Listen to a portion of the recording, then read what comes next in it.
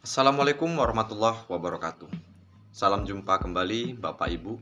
Untuk video kali ini kita akan membahas bersama mengenai prinsip pembelajaran di kurikulum Merdeka. Apakah pembelajaran yang kita laksanakan sudah sesuai dengan kurikulum Merdeka ataukah masih dengan pola yang lama? Nanti kita akan pelajari bersama. Kita tentu setuju semua bahwasanya pemerintah mengganti kurikulum menjadi kurikulum Merdeka ini bukan hanya sekedar proyek, bukan hanya sekedar ganti nama, tapi pemerintah benar-benar ingin memperbaiki sistem pendidikan di Indonesia, disesuaikan dengan perkembangan zaman dan juga evolusi yang dilakukan oleh pemerintah. Dan kita tentu juga setuju semuanya bahwasannya kunci keberhasilan sistem pendidikan itu ada pada proses pembelajaran yang terjadi di kelas-kelas. Sebagus apapun kurikulumnya, sebagus apapun programnya, kalau pembelajaran yang dilaksanakan di kelas belum maksimal, masih dengan pola pikir yang lama, masih dengan paradigma yang lama, tentu saja output juga tidak maksimal. Hanya sekedar ganti nama saja, ya, sekedar ganti administrasi. Untuk itu, supaya nanti pembelajaran lebih maksimal, kita simak video ini. Tapi sebelum kita membahas lebih lanjut, ada 3 hal penting, ya. Ada 3 hal yang perlu saya sampaikan supaya nanti pemahaman kita lebih utuh. Dan pertama adalah kita perlu memahami makna belajar sesungguhnya. Apakah ketika kita mengajar di kelas itu siswa pasti belajar? Apakah misalnya hewan sirkus singa ketika dilatih oleh pelatihnya dicambuk duduk, dicambuk loncat, apakah itu termasuk belajar? Apakah burung beo ketika mendengar suara orang kemudian bisa menirukan? Apakah itu termasuk belajar? Tentu saja bukan. Karena belajar, kunci belajar adalah knowledge. Tahu alasan kenapa saya harus belajar hal ini? Tahu relevansinya, apa atau manfaatnya ketika saya belajar? Manfaat dalam kehidupan saya itu, apakah hal itu baru disebut dengan belajar? Kalau dalam bahasa Arab, belajar itu bahasa Arabnya yaitu, kalau menurut orang sorof, nahwu sorof itu faedahnya adalah artinya adalah berdaya upaya dalam pekerjaan untuk menghasilkan satu, berarti dalam melakukan pekerjaan. Itu ada daya upaya, ada keseriusan, ada kesadaran. Nah, itu baru disebut dengan belajar. Jadi kita perlu merefleksi diri kita kembali, apakah yang terjadi di kelas-kelas kita ini selama ini. Siswa itu apakah sudah termasuk belajar, apa hanya terlatih saja? Karena terlatih dengan terdidik tentu berbeda. Untuk memahami lagi nanti dalam video-video berikutnya akan kita jelaskan lebih lengkap. Kemudian yang kedua, tentu saja kita juga harus memahami bahwasanya siswa dan siswi kita ini ya, sebentar. Siswa dan siswi kita yang kita ajar sekarang itu generasinya sudah berbeda dengan generasi ketika kita sekolah dulu. Generasi sekarang itu sudah disebut dengan generasi Z, ya. Bahkan yang baru lahir ini namanya adalah generasi Alpha. Dengan karakteristiknya, dengan psikologinya yang berbeda dengan ketika kita masih remaja dulu. Tentu pelakunya pendekatannya tentu harus berbeda. Kalau anak-anak sudah berbeda, tapi pendekatannya masih lama, seperti kita waktu sekolah dulu, maka tentu pembelajaran yang kita lakukan tidak akan maksimal. Dan apalagi perkembangan sekarang kita sudah masuk di era industri 4.0. Semuanya serba online, di mana yang dibutuhkan sudah berbeda. Penelitian dari World Bank itu bahwa ada beberapa hal yang dibutuhkan di era sekarang, tahun 2035 nanti. 2035 nanti. Nanti pekerjaan 85 juta pekerjaan itu akan hilang, digantikan dengan 90 juta pekerjaan baru. Zamannya berubah, tantangannya berubah, kebutuhannya juga berubah. Tentu pendekatan kita, tentu yang kita persiapkan kepada anak juga harus berubah. Intinya, kalau kita masih berikan pola pikir yang lama, kita tidak mengadakan perubahan-perubahan, maka yang menjadi korban adalah peserta didik kita. Kemudian yang terakhir, perlu kita tegaskan kembali tujuan pendidikan nasional, di mana dalam modul pembelajaran proyek Pancasila disebutkan bahwa output dari sistem pendidikan nasional adalah terciptanya pelajar Indonesia yang merupakan pelajar sepanjang hayat, ya. Kompeten, berkarakter, dan berperilaku sesuai dengan nilai-nilai Pancasila. Kalau kita bahas, kalau kita bisa mewujudkan anak-anak yang ini anak-anak yang pembelajarannya sepanjang hayat, anak-anak yang memiliki kompetensi, anak-anak yang berkarakter, maka pendidikan nasional bisa dikatakan telah berhasil. Tapi kalau kita hanya mengisi mereka, menjajali mereka dengan ilmu, pengetahuan, dengan hafalan, tentu saja pendidikan nasional itu belum tercapai. Lebih jelasnya mari kita masukkan pembahasan pada video ini. Ada 5 prinsip dalam pembelajaran di kurikulum Merdeka. Yang pertama, pembelajarannya nanti dirancang sesuai dengan tahap perkembangan peserta. Sudah paham semuanya bahwa pembelajaran itu ada 3. Yang perencanaan, kemudian perencanaan, dan evaluasi.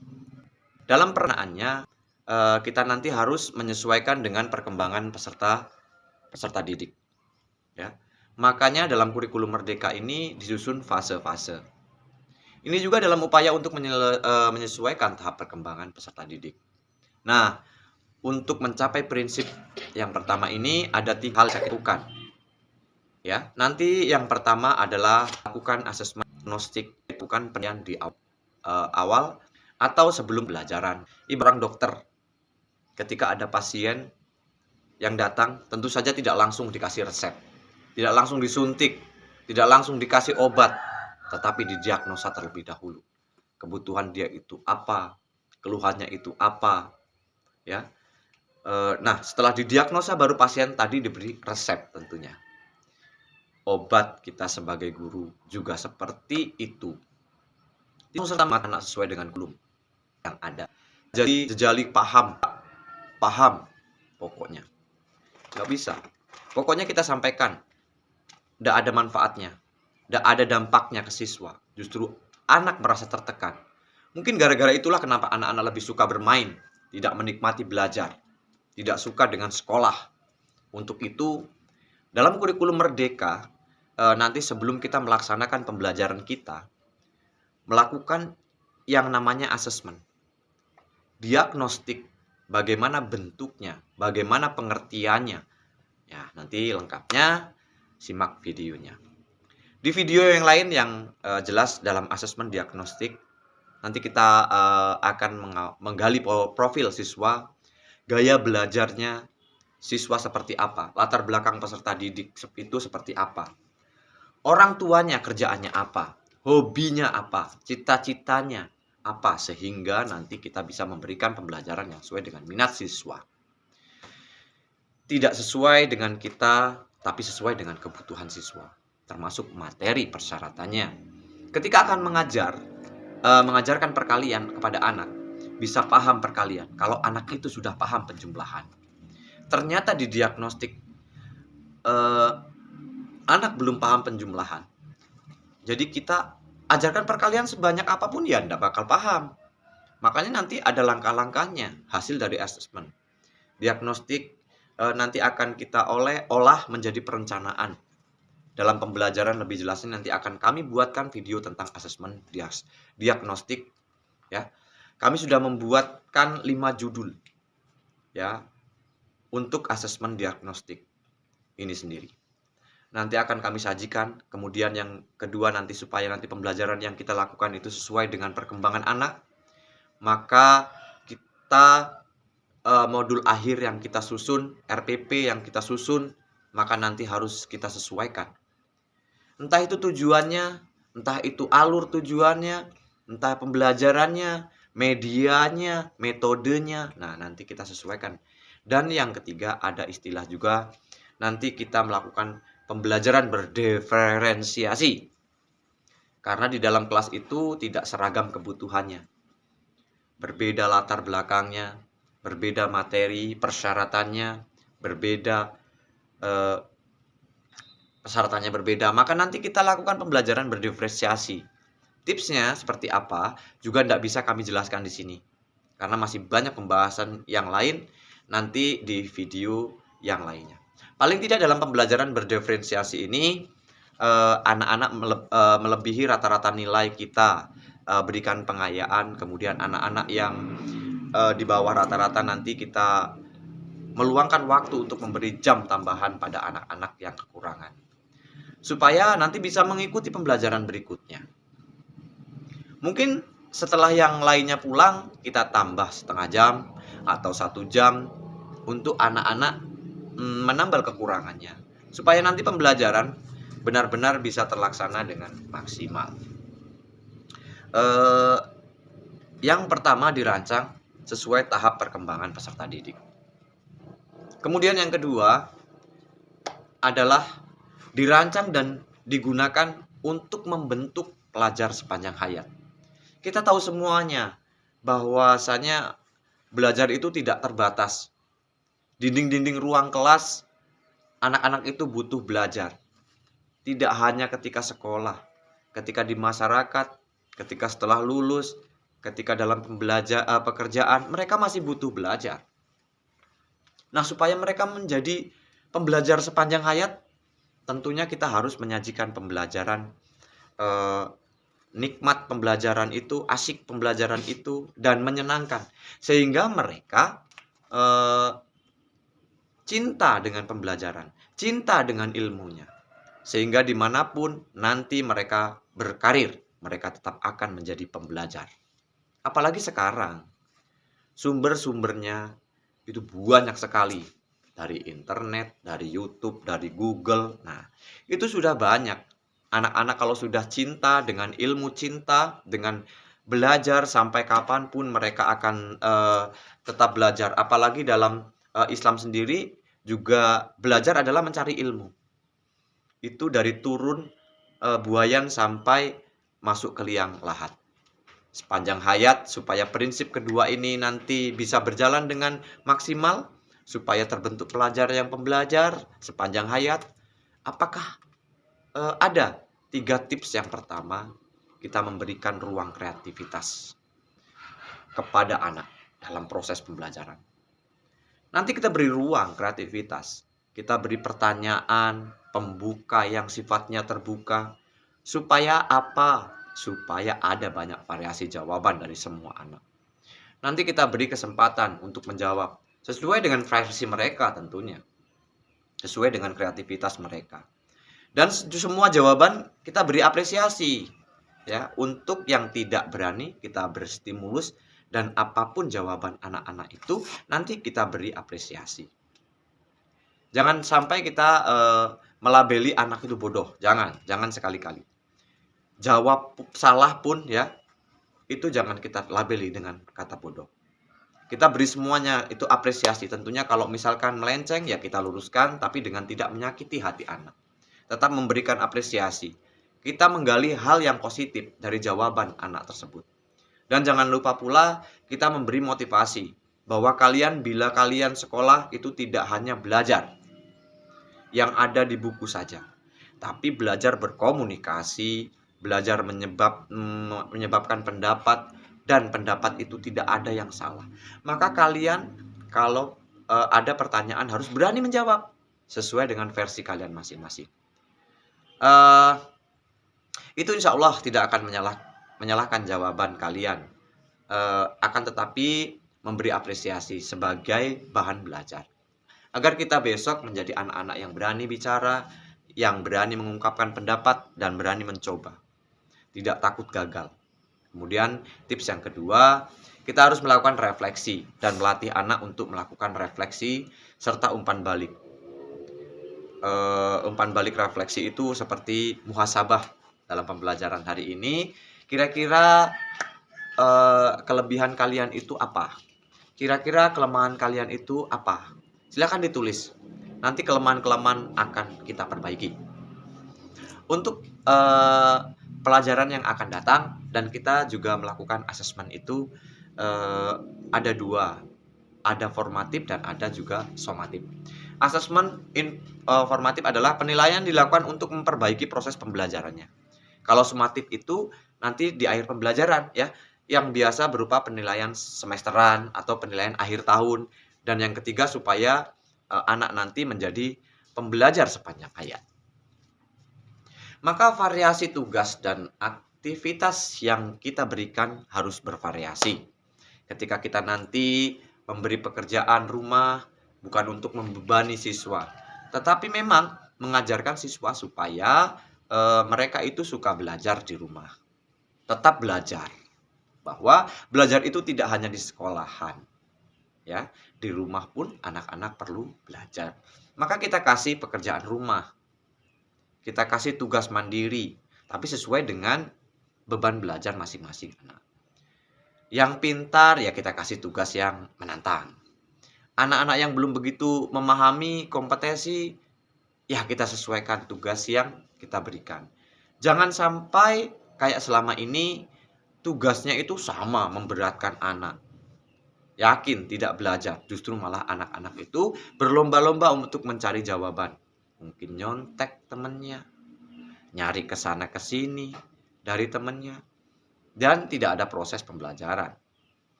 Di sana mereka hanya mengandalkan temannya.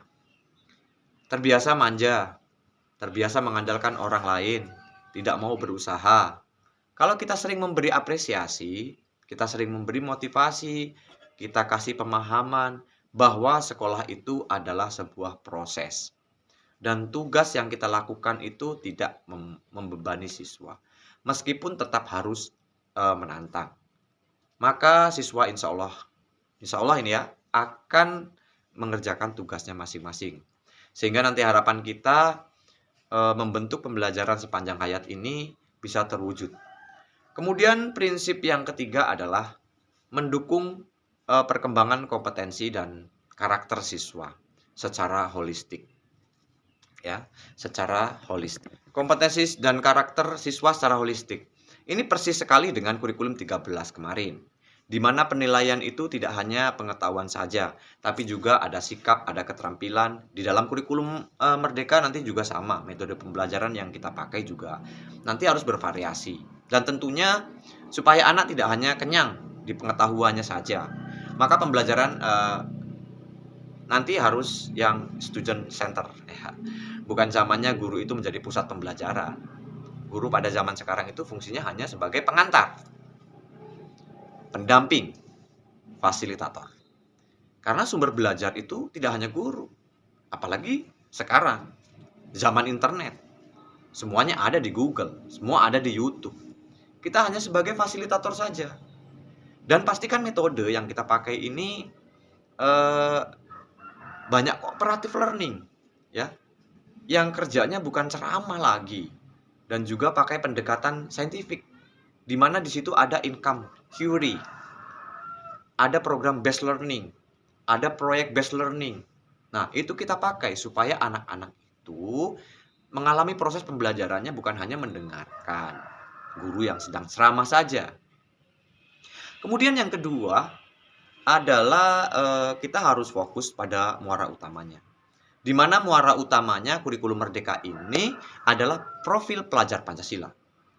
Sebagaimana yang kita sebut di awal tadi ya, bahwasanya output sistem pendidikan nasional adalah terbentuknya pelajar yang pembelajaran sepanjang hayat ya, yang berkarakter, yang berperilaku sesuai dengan nilai-nilai Pancasila.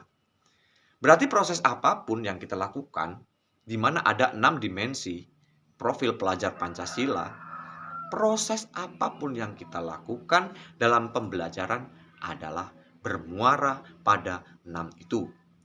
Ya, kemudian juga ada elemen dan sub-elemennya. Untuk profil pelajar Pancasila ini sudah pernah disampaikan ya, bahwa di video-video yang sudah banyak beredar di YouTube tentunya.